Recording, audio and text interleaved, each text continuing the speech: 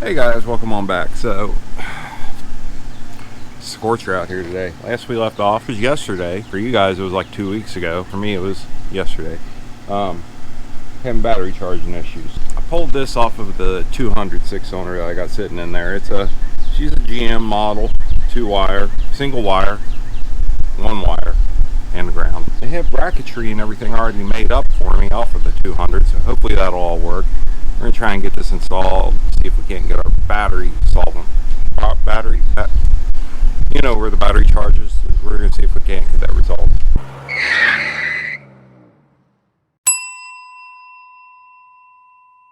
So we know that this battery is probably deader than a doornail. And we're going to start out by just getting her out of here and throwing her over on the boiler maker there. Get some juice back in this thing, So our first course of action is going to be to remove this old generator. And while we're here, of course, we're going to change that belt. We got one new in the back. Grease letting it go, grease letting it. Before I start just pulling wires off here, I do want to get a picture. And just for reference, because you can watch 20 videos and read 20 articles on how to do this, and everybody has a different opinion. Okay guys, so I've seen a lot of people on the internet fighting and fussing to figure out a bracket for this, for bracketry, whatever. Anyway, it's really not that difficult. I started by removing the bracket from the old generator, marked an F, because I don't know if these holes are center, so that's my front, I know that. Now, get this thing out of the way. I'm putting that on Craigslist or Facebook Marketplace if anybody's interested. So now I got the old bracket, and all they did was they welded a nut to the back side of it. They got this spacer in this nut, and it went through, and voila, you just tighten that up. Pretty simple, right? So what I need to do is I want to cut this.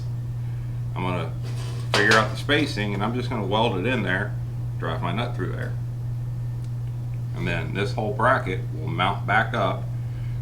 I'm going to try and leave this back piece on in case anybody wants to switch back to a generator at some point. Who knows? Could happen. This may fail. I may wind up putting that generator that's sitting right there that will probably work just fine. Anyway, so where to start? Okay, so you know how I am about safety and my safety glasses. I can't find them anywhere. Do not make fun of me over these goggles, because I hold a grudge for a long time. Just ask that guy that I'm not talking to because he hurt my feelings. Now, I'm not hating being in the garage right now, guys, because it is humid out there. It's nice and cool in here. Plus, I haven't fabricated anything in a while, so this is kind of, nice. Got away from me. So we're still going. How's our table looking? Our table looks that way.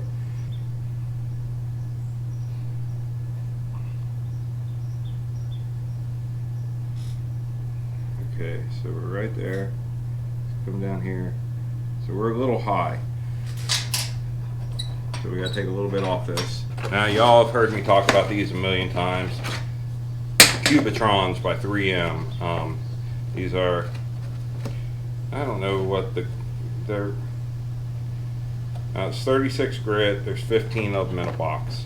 And they are not cheap. I try not to use them unless I need them, but this is a situation where I think I need it.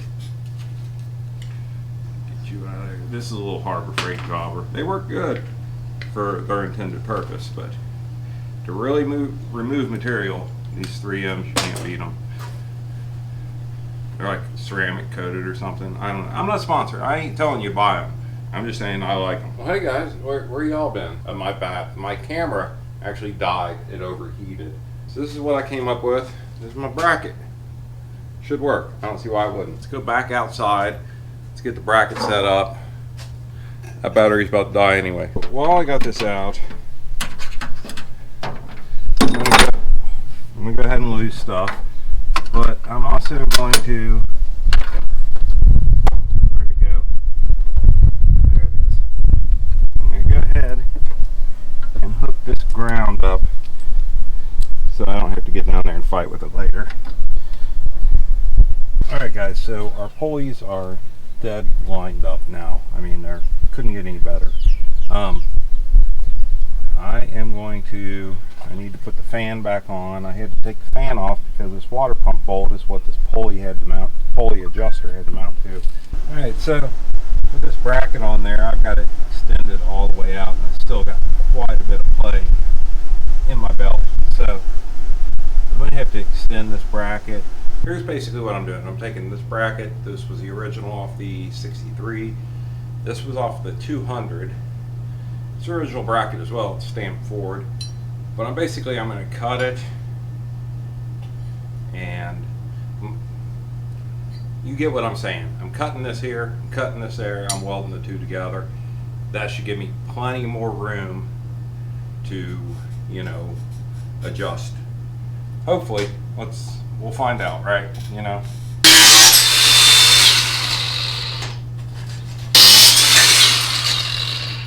I don't quite like that because it kind of comes and just kind of whoops.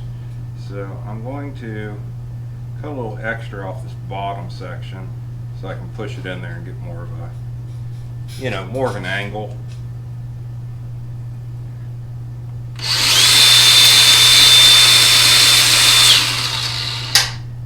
As long as I'm not in that spot, which I think will be fine either way, but it's going to be, you know what I'm going to do?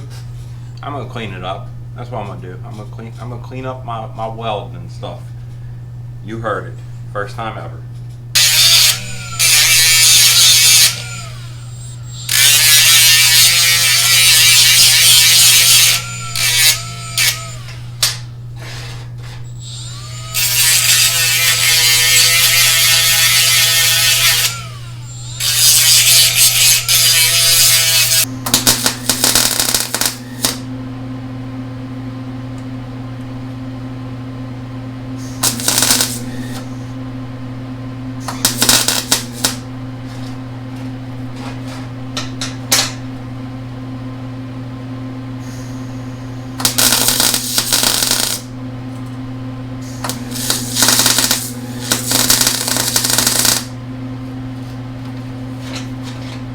That's a nice hot weld. That should not give us any trouble, but we're going to clean it up, and then we're going to come back. If it needs it, we're going to come back, because I do not want any trouble out of this. I don't want to be driving down the road and find my alternator decide to come off, you know.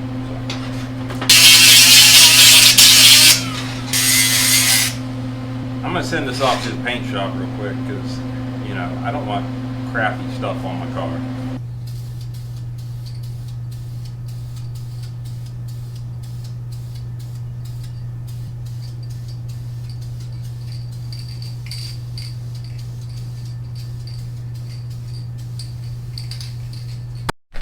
Alright guys, so on this, yesterday I went to fire it up, and the fins on the alternator were hitting against my bracket just on the very corner, and it was preventing it from spinning. Sounded like death. There was a death squeal for sure.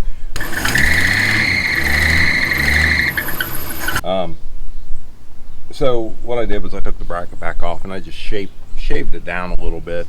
I mean, it was, you know, I don't know, a quarter of an inch I need to take off just the one corner. Slapped it all back together. Got a new belt on here. So let's give it a shot. We're at 12.77 volts right now. We should be able to fire right up.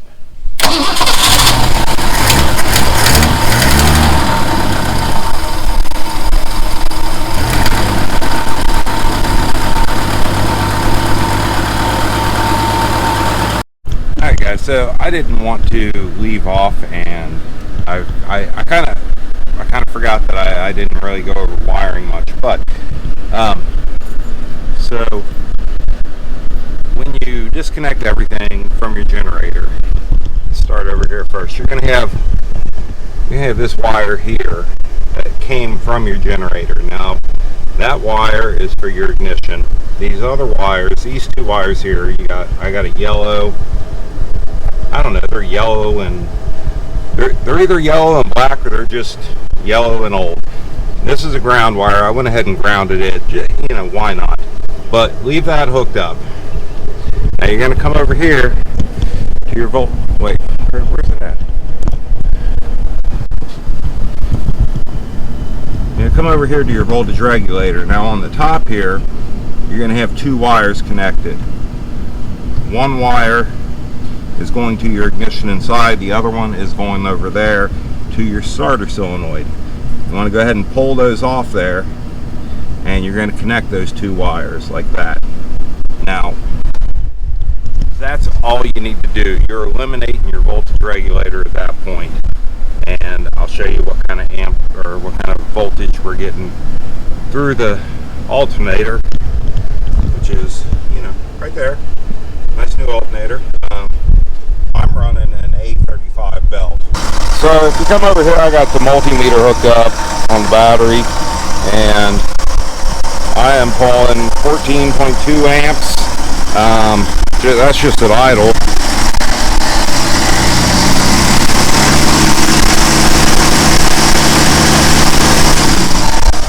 I really haven't seen it go over, you know, 14.4 amps, but you know, that's way better than what I was getting with the generator. With the generator hooked up, I was getting what you guys saw before, like 9 volts or something ridiculous. I realized that whilst editing, I had left that info out, so I just wanted to give you all a quick update on that. So appreciate y'all watching, and catch you on the next one.